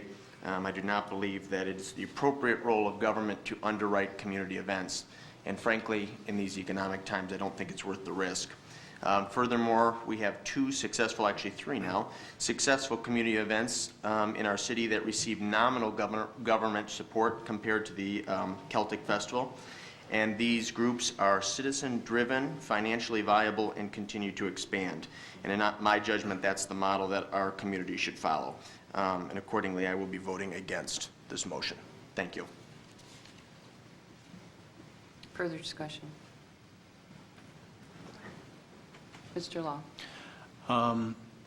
I too applaud the staff of the volunteers. There's too numerous to mention, of course, and of course those who are on the executive committee, myself being one, but also being involved in the Celtic Festival for a while, along with Mr. Rhodes and the parade and now the opening ceremonies. I found it to be a great experience, and I applaud the group for taking the steps to minimize the financial impact on the city. I truly believe that they're under new direction. They are making strides to be fiscally responsible. We all want that. I know that as a community and as citizens, we strive for that, especially in these times. But we just can't stop and halt everything because the economy is where it is. I don't know who brought it up, I think it was Pam Groshans brought up the fact that it would be a stale, stagnant community if we didn't have things like Summerfest, Harvest of the Arts, Winterfest, Celtic Festival, Christmas Parade, and Memorial Day Parade, and all the like. We value those, all those. Everyone has their preferences, of course. Memorial Day Parade, Christmas Parade, or Celtic Festival, or Summerfest. Really, it doesn't, bottom line, in my opinion, doesn't matter because it brings community together, it brings people together, it puts a stamp on what the city of Saline is and what makes a community and what makes a community special. So, and as Mr. Rhodes brought up, it is a city-sanctioned sponsored event. We can argue and or have a discussion whether or not that should continue. Then we'll talk about whether to continue to support or do what we should with it. But I, at this moment, will continue to support it. Mr. Peters. I believe the Celtic Festival is good business for Saline, and I believe it's a great investment for our future. There are many cities that would just love to have a flagship event like this. And there are cities that do have other Celtic festivals like in Hawley and Muskegon, Livonia, and these cities are cashing in. They're doing very well. So an event like this is hard to come by. It's a very class and art and cultural driven event, and I think the city needs to embrace it. It's special. I've been with it now for 8 years, and I've worked in corporate America 40 years, and I've seen businesses don't work nearly as well as this festival works. The committee is extremely dedicated, and so are the many people that volunteer. So I will be supporting the festival this year. Ms. Tarr. I appreciate the tradition and value the tradition the festival brings to the community, and I'm also very encouraged by the progress that was made this year to bring the festival into a more fiscally responsible mode in a relatively short period of time, and I would encourage the committee to continue down that and expand that.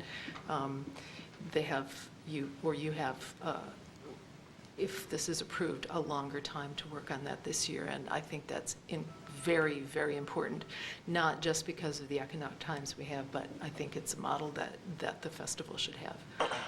So with that caveat or hope, I will also support. Is there further discussion? Mr. Gill? I feel that this really has been a good year. You've all pushed forward. Unfortunately, it had to come as a result of us identifying those issues. Where we really need to do is continue this incentive. My concern is that the city's still liable for some of these issues if we have a bad year.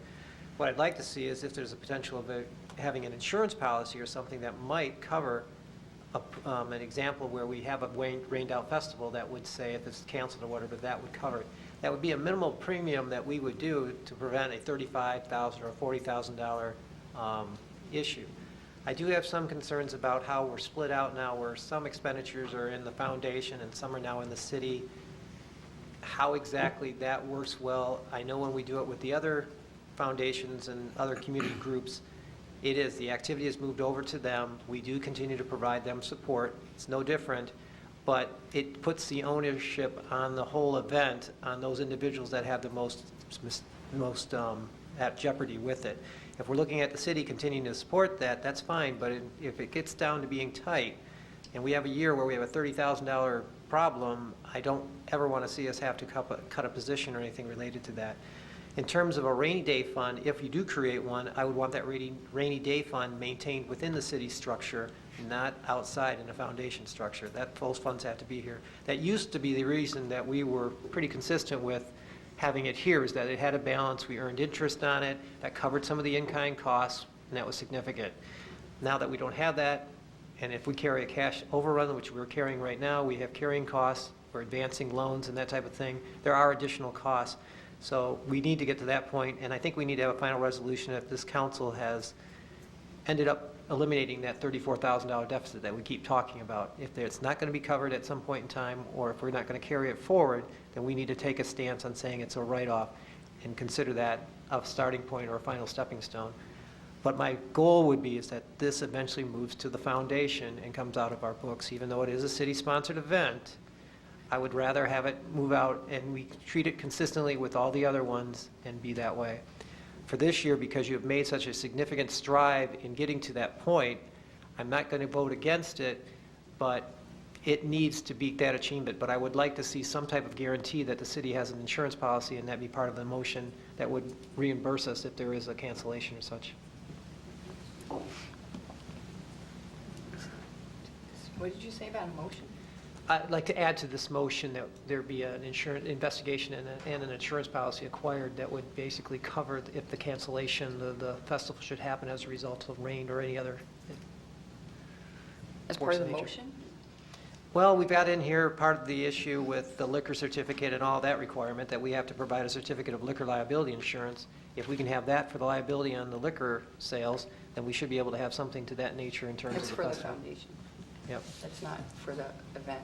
It's the Okay, so foundation. then the city would have to look at that and requiring it as an expense. Okay, so not part of this I motion, think but it would be operational, like, the committee could look into it, but unless Right. you request the foundation, which, well, that's where we're getting into that oddity, because now we're got two different entities handling funds, and it's getting mixed bag, and I think that was a general concern that did come up. So that's why I continue to say the foundation really should adhere to this and take it over.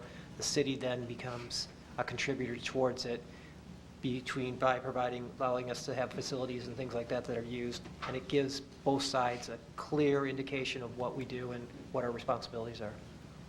And yes, it does put more onus on the foundation and those involved in it, that it really is their group and their committee, and I understand that volunteers and everything are participating in it, but it really, if you want to have it be successful and you want to make it raise funds and everything, it's going to be the participants in it. It's no longer going to be the members of the city taxpayers bailing it out. okay. My comments are, wow, I don't even know where to begin. I guess I'll start with Mr. Rhodes' comment, is this a city committee? And I would say it most certainly is a city committee because it was started to recognize our sister city in Brecon, Wales, and it has been a regularly meeting committee for 17 years plus when the planning first started for the first celebration of the 35th anniversary of our sister city, which is one of the oldest sister city relationships in the country. So it's quite, it was quite a celebration that first year, and we continue to celebrate it.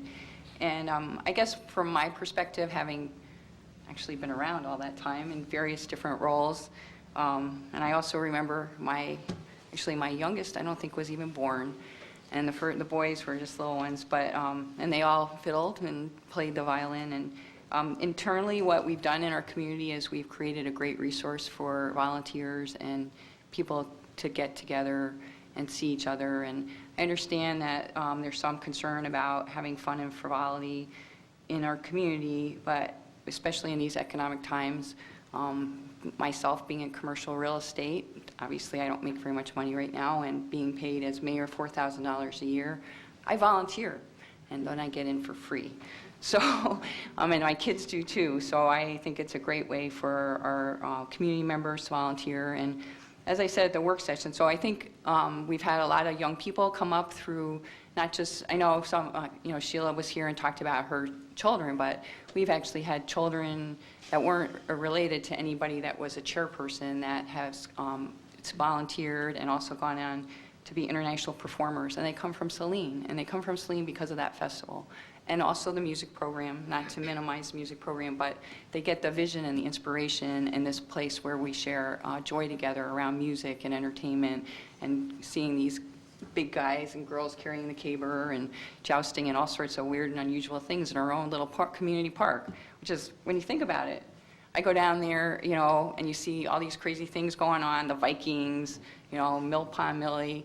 I mean, it's wild, and it's actually a really good deal, especially if you volunteer. And then the next day, you go down there, and the tents are all gone, and you can do your little quiet run through the park and see the geese, and everything's back to normal. It's just like this little magic happens. So I actually think for internally what it does for our community is really amazing.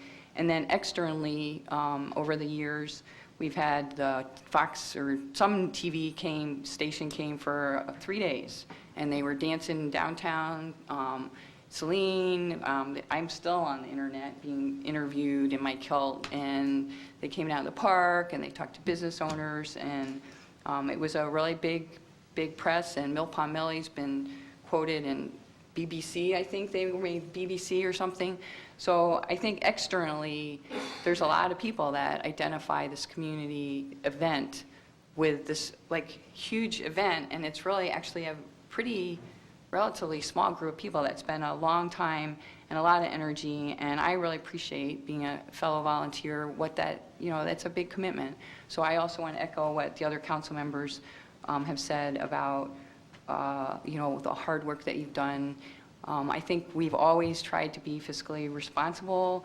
There's always opportunities to look for opportunities to do things differently. I'm one of those people that always is pushing for change and looking to look at things differently. So appreciate the new committee that's doing that. And I know that at the work session, the last meeting, that was said, now that assuming this passes, they have a lot more time, like another 6 months, to do some more tweaking to the event. But when I was down there this summer, I met people that came from Southeast Michigan that are coming back this weekend when we have the Harvest of the Arts, and they're going to come back and shop at our Cobblestone Rose, or eat at our new Mangiamo restaurant, or they'll stop at the diner. So I do think that this brings something to Saline that's really unique, and it's really different. I think I really have a hard time when we compare it to Summerfest and Harvest of the Arts.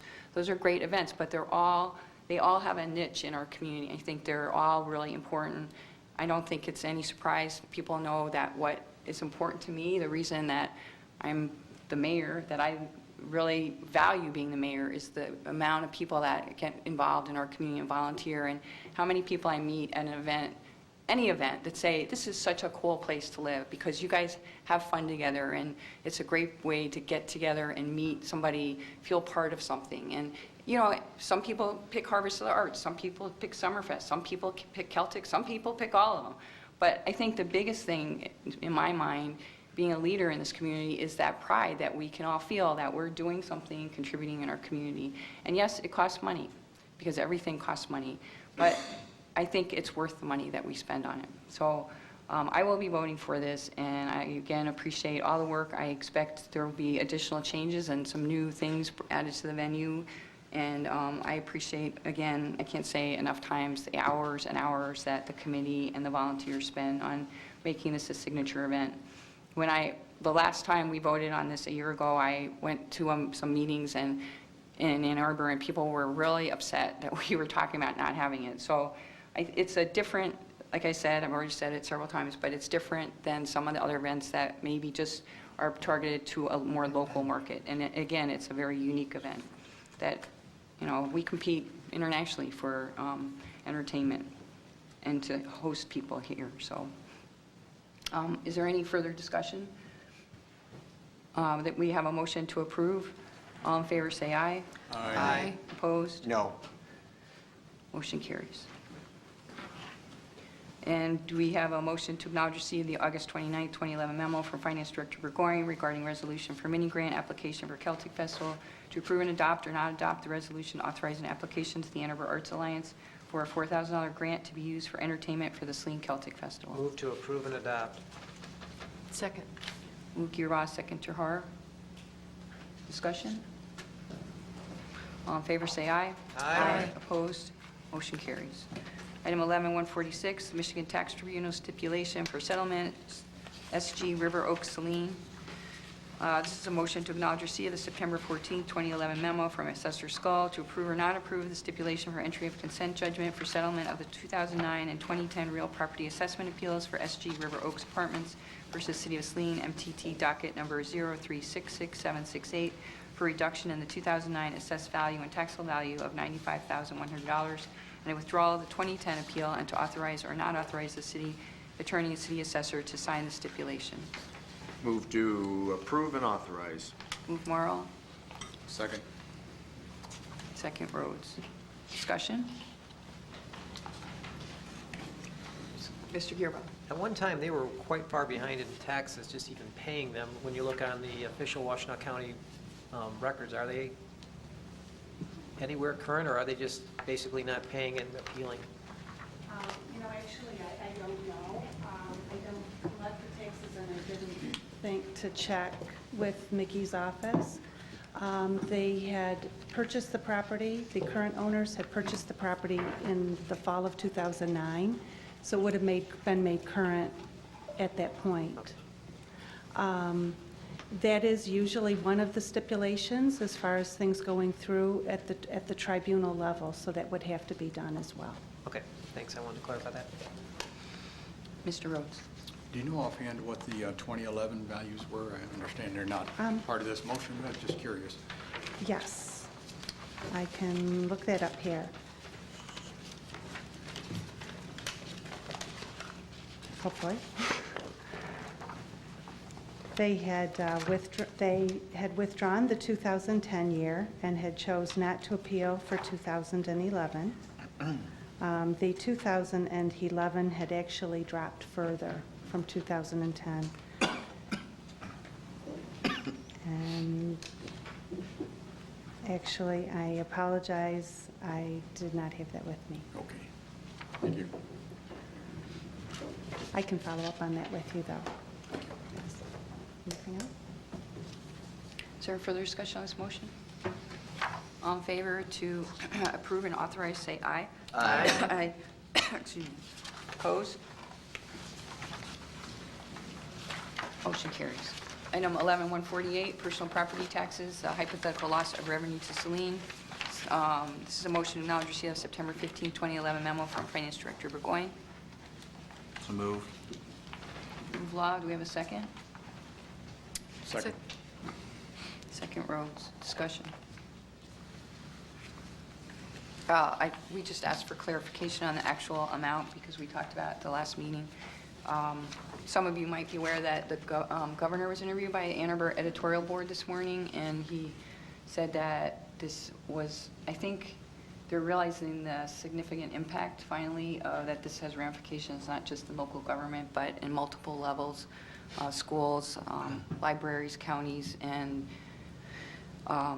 he was quoted as saying that this is a 5 to 10 year process. So we'll see. I still hope and urge everybody to contact everybody they know and citizens also, because I think this could end up being just a tax shift from business to residents, basically, if this continues to be an elimination of business property tax. That's what happened last time, so anyhow. So just stay on your toes, everybody. And some of us will be at the conference, and I think the governor actually will be speaking there, and there will probably be an update. They have a Twitter account if you all want to stay updated with what's going on. And as I mentioned at the last meeting last week, there's also a website. But I don't know if anybody has any questions about the amount. But as Mr. Burgoyne put, it's 17.6% of our total revenues, or $1.7 million. Mr. Morrow. I didn't have a question about the memorandum, Mayor, but I was curious, and I'm cognizant of the fact that there's only been a week between our last council meeting and this council meeting, but do you have any update on the proposed town hall meeting? I've made several calls. Okay. I haven't gotten any feedback. Okay. There are some other avenues. I was at as you saw in Todd's communique, Citizens Research Council of Michigan had their annual meeting, and I was there and was talking to some people from all over the state, actually, about some other possible informational ideas, and I will follow up with you as that comes together better. So I certainly think the call to action is not only important but vital. Well, call too, because I left a couple messages at this point. So thank you. And as you probably know, Mr. Campbell's at the city manager conference, so he's not in right now. So, but hopefully, I also agree the sooner the better. I don't think we want to wait. I think there's a lot of people that really don't understand the impact of this. So it's really important our citizens understand that. So is there further discussion on this motion to acknowledge receipt of the memo? All in favor, say aye. Aye. Opposed? Just, I don't know if this is maybe out of, I probably should have said this as part of this. I think it's really my position on, even though we have this looming potential shortfall, I think we need to be, cautious, but I'm not personally, we've had other challenges in the past when Proposal A and ACH, and we just try to continue to maintain our strategic plan, our goals, and have community events, and continue to try to invest in the community and try to move forward with the same philosophy that we've had in the past. So I know that there's been some concern that we have to stop everything, and I personally am not in that place yet. So I apologize. I should probably said that when we were talking about that letter. Do we have any discussion items, commission or committee reports from council members? Mr. Har. Two, the Arts and Culture Committee encourages everyone to attend the dedication of the Seats of Our Heritage sculpture, public sculpture, on Saturday morning at 10:30. And the sculpture is, if you haven't already seen it, the sculpture is already in place, and I'm not an art critic, but I think it's great. It really does reflect the heritage of our community and in a very enjoyable way. And then secondly, the Local Access Cable Television Commission met on Wednesday, September 14th. Chase Stanton, who is the new manager of the station, attended his first meeting. He's settling into place, and the commission elected or named Brian Puffer chair and Todd Campbell vice chair. Thank you. Mr. Law. The Planning Commission last week met and addressed one issue. This was concerning the renovation of the gas station on the west side, the BP gas station on the west side of the city. Basically, the commission voted to postpone any preliminary site plan action on this station until the October 12th meeting. Also, it's been referred to the Environmental Commission for their review, since it does touch on some environmental issues. I think basically the concern of many on the commission was that there were a lot of loose ends that were not tied up, and the list of things that need to be addressed is one almost 2 pages long. Although Mr. Rubel did say many of these items were pretty easy to tie up, the commission just didn't feel comfortable in proceeding with this until at least more information was gathered, and more importantly, I guess, to have the residents in the area that are concerned about this proposed renovation meet with the BP gas station owners to hopefully get some resolution or some at least common ground on that. So that was it. Mr. Rhodes. The Environmental Commission will actually meet this coming Wednesday in 2 evenings from now to review the site plan for the BP gas station, as Councilmember Law mentioned. But I wanted to say specifically that the Environmental Commission will have a display, a spot at the Harvest of the Arts event this Saturday, and it will consist of some lawn sod that will be laid on a section of the asphalt, and we'll have a functioning rain barrel there so people can see and actually use one of those to demonstrate how well they function. And we'll be handing out literature also. And we will be located on North Ann Arbor Street, just outside of the Pineapple House. So we'll be open on Saturday from 10 to 5, I believe it is. Hope to see you all there. Any other commissioner committee reports? No? Reports or other announcements? Tomorrow night is a welcome reception, 7 o'clock. Please, council, if you could be here for our Saline Lindenberg Sister City guests. There will be an official ceremony where we'll be welcoming the guests and giving them, we're at Kaiser cheese, German cheese, if it gets out of, where is it, Atlanta? Memphis. And, which is, it's really delish. And Peter Find, who's we don't have an elected official, but he's the manager of the, oh, so you got his title, former director of quality, maybe he's retired. He has. Oh, well, he was the manager of the facility at Lee Pear in Lindenberg, which is basically like our Ford ACH facility. It's very significant to their community, so it's a great honor that he will be coming to represent the city in official capacity, and it should be fun. And I invite citizens to come. This is another community opportunity to get involved and absorb some more culture. It's a great group of people, and it's always fun with a little bit of language barrier, but we somehow managed to surpass that with a lot of smiles and great experiences together. So we'll be having a welcome ceremony and just exchanging proclamations, and then they'll be staying for 2 weeks in homes of Saline residents, and then in a couple of years, the Saline residents will be going over to Lindenberg. And that's part of the exchange. There's also high school German classes go back and forth too, so there's quite a bit. You know, Ms. Tahar's very active and involved with that program. She's busy.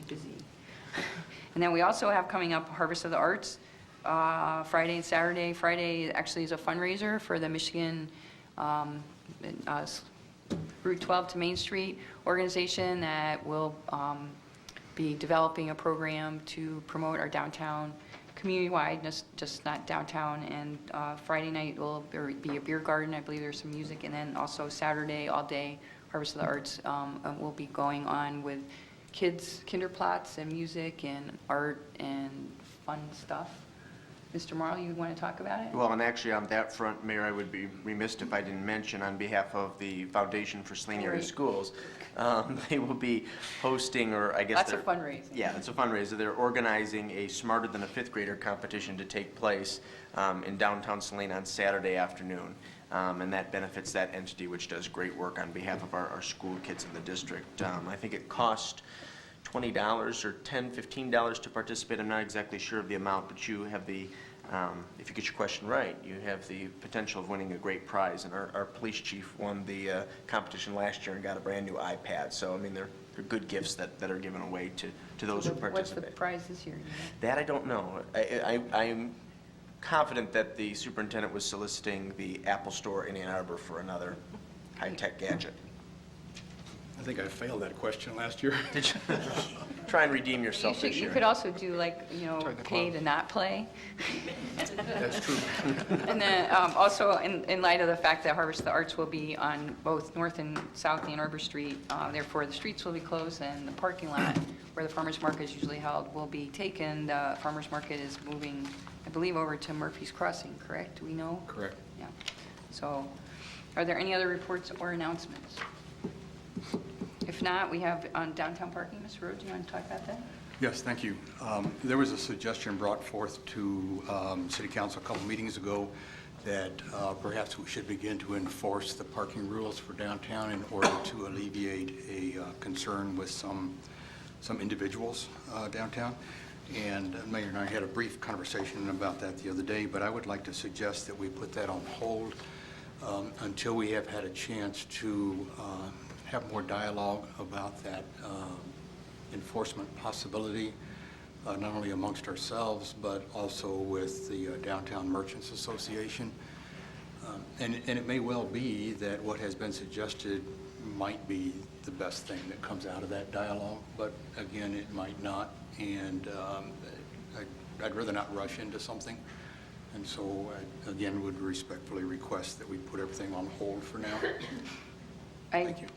Don't support that. So I guess I've had complaints for over a year now, and they're getting worse, and I'm still getting complaints. So if we wait another month, then we're getting into the holiday season. And I think the whole point of having parking downtown is to provide parking for our customers, and just to be enforcing for 3 hours during the day should provide that opportunity. And I hate to postpone it until October, because then we wouldn't probably end up hiring somebody till November, and then we'd be going into the holiday season. I am aware that there were some issues that came up, and Mr. Campbell and Chief Bunton and myself were all planning on coming to the next meeting. But there is some mixed feelings, for sure, about it. And I think I've gotten multiple complaints, and we did try the avenue of not enforcing and talking, informally, and nothing's really changing. So I continue to get complaints. I don't know if anybody else has gotten complaints, but I'd be happy to forward them on to other council members if you want to wait. The only reason that I was moving forward aggressively on it is because we're coming up to holiday time. It is a significant problem as our buildings continue to fill up. So we will instead, if we don't start moving parking, we're going to start getting complaints there isn't enough, and then the city will have to look at purchasing land and going down that path, which would be, I think, not productive until we have it being enforced. Mr. Morrow. Well, I would agree with you, Mayor. Like with all issues that this council deals with, there are varying opinions, but I tend to believe that the overwhelming consensus is that we have a problem and that we need to proceed, and that we have rules on the books, but no mechanism by which to enforce them. And so I share your assessment that this is an issue that I would like to continue to encourage the police chief to look into and to investigate its feasibility, and hopefully come back to us with a recommendation, in the near future, because I think something has to be done. Is there any other discussion on this? Right now, the intention is that the chief and Mr. Campbell and myself would go to the next DMA meeting because you said that Mr. Campbell wasn't at that meeting? Correct. Yeah. So, go ahead. And just my final thoughts on it. My concern is that while we may be not providing available parking for some of our customers downtown, by moving to this path of ticketing, we may also alienate some of our customers who might otherwise come downtown and decide not to. So we are applying what at first blush to me appears to be a very broad brush to try to solve a relatively small group of individuals. And I don't know what that proper answer is, but I have a concern that we're going to get some backlash. Parking is a very intractable problem. Yeah. Is there further discussion on this issue? I think what would be best is if we went and reported back with the DMA, what came out of that meeting. So, is there any further discussion items? Under public comment under the Open Meetings Act, any citizen may come forward at this time, make comment or question to City Council. This public comment period will be limited to 3 minutes per person. Anyone who would like to speak is requested but not required to state his or her name and address for the record. Mary Hess. I have volunteered myself, my family, over 50 years. From JC's to the rodeo, to donkey basketball, riding a donkey, to the fair and the dunk tank. And to say we haven't had city functions, and I wouldn't want to live in the city if we didn't have it. Well, the lady that spoke doesn't live in the city. And that bothers me, that's that kind of comment, because somehow we have done very well over the last 60 years I've lived in the city. The one thing about the Celtic Festival, it's the only thing that is has a carte blanche of the city funds, but I have to pay to go to it. Oktoberfest, Winterfest, all the other things that we have, it does not cost the taxpayers to go to it. That is my concern. My neighbor next door that has 3 children, and if they can't afford, they get to pay for the taxes to go, but it's a party, so kumbaya. I'm sorry, you are entrusted with our tax money to provide services. We want parties, we take a collection. Charlie the dog, we got national recognition. It was on CNN, ABC, and it didn't cost us anything. We're talking maybe around $20,000 for Summerfest and Oktoberfest and movies in the park. There's the school, the one-room schoolhouse. These, you're talking about maybe $20,000. The Celtic Festival, we're talking 60, 80 years ago, 100 and some odd $1,000. And I'm sorry, the people have been wonderful that donate their time. They are wonderful people. They're a wonderful group.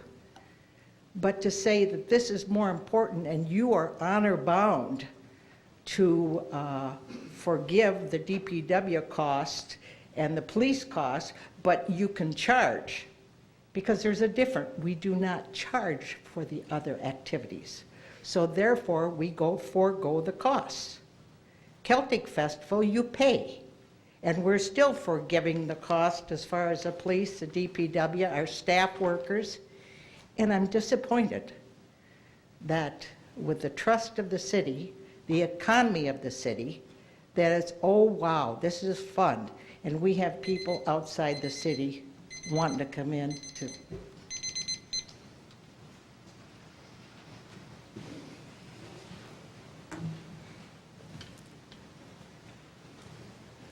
I'm John Heller, as I've said before. I'd just like to address something that Mr. Rose just brought up, because I brought it up in the past as well about downtown parking. And my problem with that whole issue is procedure, and the fact that it was brought up at the end of a meeting, there was no vote taken. And if you want to delve into it, you should put it on the agenda and follow the procedure. That's what the problem, I think, is right now, is that it hasn't been followed. And so it's being not swept under the carpet, obviously, but it hasn't been presented in the proper procedure that it should be, and there should have been a motion made and a vote taken, discussion held. But instead, it was not on the agenda. It was brought up at the end of the meeting, and there was no vote. So if you'd followed the proper procedure, you wouldn't have the problem you're having now. And on that same topic, more or less, procedure-wise, I think the deck is stacked for the Celtic Festival. I get 3 minutes, Mary gets 3 minutes, Mr. Handcamp gets 3 minutes, but the Celtic Festival itself gets unlimited time, gets to make a PowerPoint presentation, and that's stacking the deck. You're not being fair about how things can be presented. And in the same vein, the mayor reads a public comment from the podium during the council discussion time, when it should have been in the public comment time. That's not fair either. As far as the volunteers, I agree, volunteering is great. But if the volunteers are truly, if there's that many of them and they're that passionate about it, then they shouldn't need taxpayer support to put on their event. And I'm not against fun at all, but fun should be funded by the people who want to have fun.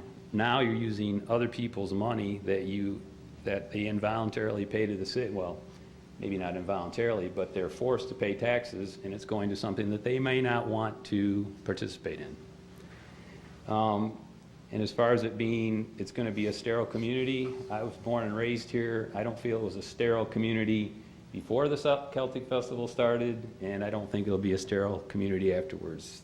The fair is here, and the fair doesn't ask for taxpayer support. The fair is put on by a group of people, and they've never asked for taxpayer support that I know of. And it functions well, and there's a huge number of people that volunteer at that as well. So I don't see why it's necessary to have the city supporting a function that is fun, granted, but people shouldn't have to pay if that's not their particular brand of fun. And as I said in the beginning, there's $34,102 hanging out there, and it should be solved somehow. Thank you.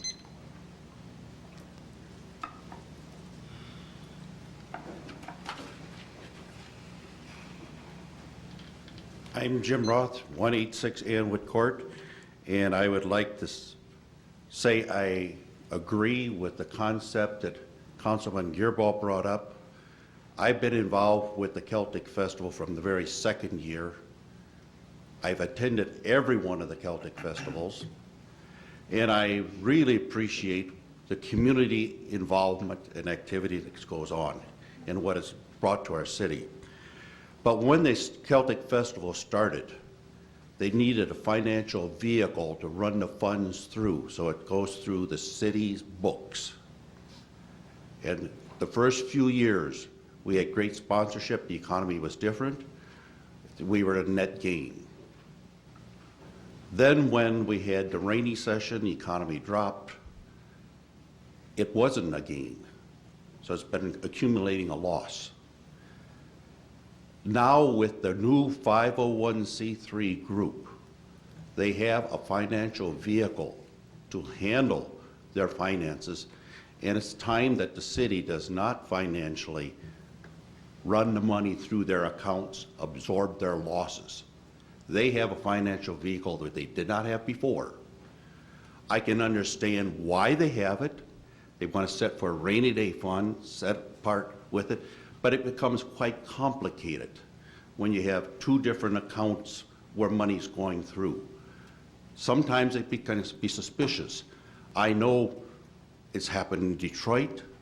It's happened with our governor's own financial monies that you can donate to his fund. Saline doesn't need to be in this situation. Now is the time to consider. You can support like you've done tonight, but let's stop the money coming through. So we're not financially responsible for it.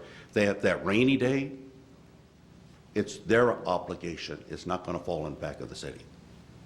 So I think that's important. So it's a risk that they have to take.